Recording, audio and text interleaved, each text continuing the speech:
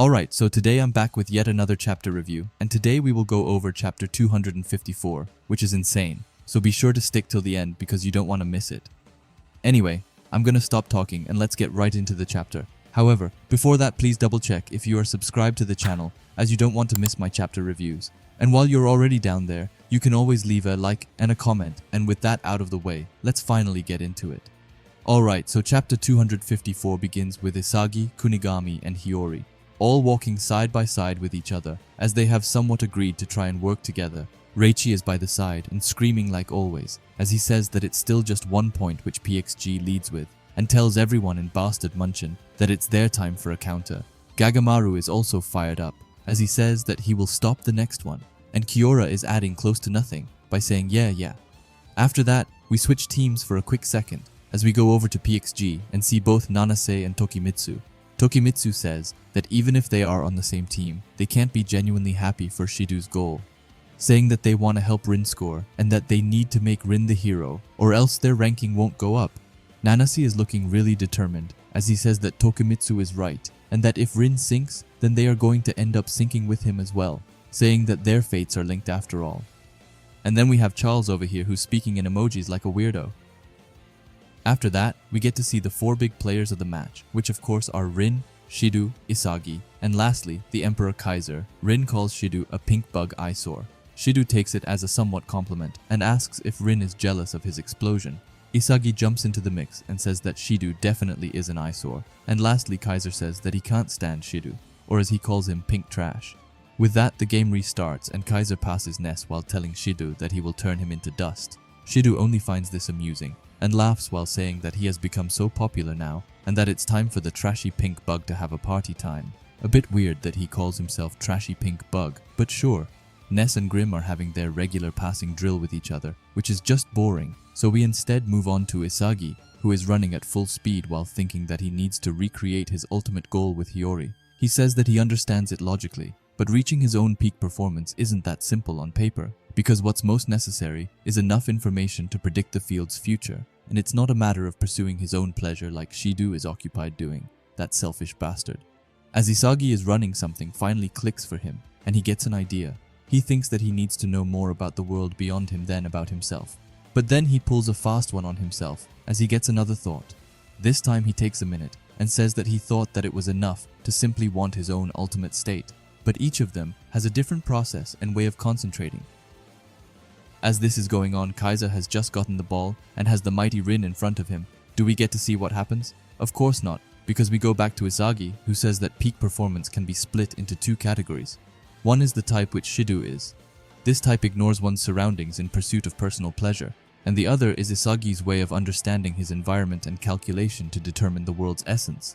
But that wasn't good enough for Professor Isagi, as he phrases it in another way, calling one of them self-style ego and the other world-style ego, saying that it isn't a matter of which is good or bad, but instead a question of which mentality lets you most easily make use of one's abilities. This is his own theory of personality and character types. Firstly, the self-style ego type most highly regards value to himself. The world's rules are of secondary importance, and these spontaneous types can best use their abilities by immersing themselves in their own feelings and fixations. However, on the other hand, the world-style ego type prioritizes value to the world. This style thrives in relation, and their own feelings and sensitivity are less important than using their abilities in service of meanings and achievements valued by the rest of the world. So to them, put that into perspective. He says that Bachira and Baru probably have self-style egos. Nagi and Zantetsu also share that trait, while Karasu, Hiyori, Ryo, and lastly Isagi are absolutely world-style. Isagi's eyes and just face in general look more fired up than we have seen him in a long time. He then thinks that Kaiser is a world-style who's fixated on trophies. After that, he starts thinking about Charles, Kunigami, and even Rin, but he can't really determine which one they are yet, and says that he needs to keep on analyzing them, concluding that in order to reach the field and reach his own peak performance, he needs to determine everyone's type so that he can gather more pieces and learn about them, to then input the world's data to reach his own ultimate form. After that, we leave our little egoist and go over to Ness, who has just lost the ball to Zantetsu, who for some reason calls him Sir Ness. I mean, it sounds cool, but just why? However, as the ball from Zantetsu was on its way to Tokimitsu, Hiyori came sweeping by and stole it, and then cockingly thanking Zantetsu for the ball, Zantetsu is shocked and wonders if Hiyori aimed for that. But Hiyori doesn't care about Zantetsu anymore, as he sees Isagi running on the field and telling him to go. However, he thinks that in order to recreate their last wonder goal, he can't pass to Isagi, but that he instead needs to think of the world's best and smash them together. However, his plan quickly goes to ruin as Charles comes from behind and completely steals the ball from Hiyori. Charles compliments Hiyori before weirdly enough starts squeezing his cheek while telling him that he has good eyes. And of course, he adds in a devil emoji just because he can. However, I would like to claim that this was sexual harassment by Charles and that he should get sent out. But that's not the case as he takes the ball and starts running. Hiyori is a bit taken back by what has just happened as he says that Charles perfectly anticipated his pass interception. Isagi is also in shock and Reichi is on the side telling them to not let Charles pass. Hiyori is desperately running behind him and tries to catch up as he thinks that Charles also can use metavision and that before he can recreate his goal with Isagi, they need to beat this contrarian. Anyway, Charles locks in and sends away a pass to Shidou, who looks really excited as he has even come up with a nickname for Charles, that being Charboy, sounding a bit too close to Shark Boy, which Corona already has ownership of. Anyway, it's not all rainbows from on here, as Kunigami comes by Shidou's side and says that it's been a while explosion demon, while having a cup of total emptiness in his eyes. Shidou tries to play it cool and asks who he is again, but Kunigami coldly tells him that he is the pathetic loser hero whose life Shidou ruined. But that's far from all, as while he says that he turns around and heads away the ball from Shidou, which even shocks him. Reichi is over the moon and compliments him while Charles can't really believe what has just happened. Kunigami falls to the ground, but then he and Hiyori in sync says that their ultimate lies in the challenge of surpassing both Charles and Shidou.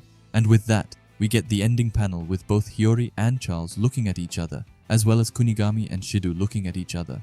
Strangely enough, I can't find what the next chapter is going to be called, so I have no clue as to what can happen in the next chapter, except of course the continuation of the fight between Hiyori and Charles and Kunigami and Shidou.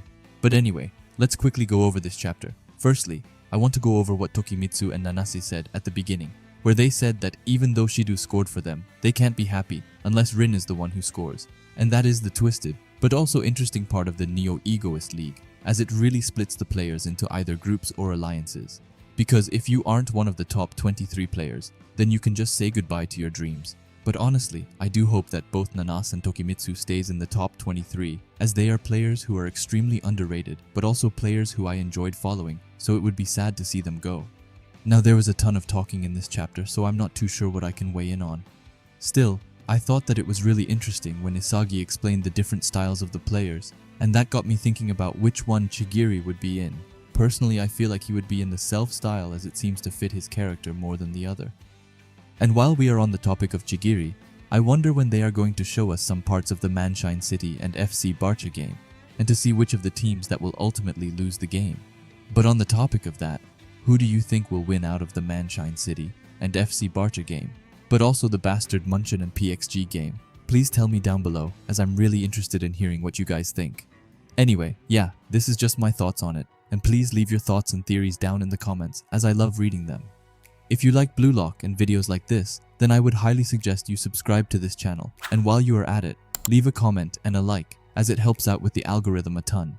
And if you are curious to see another video of mine, then please watch the video which will be popping up on the screen now.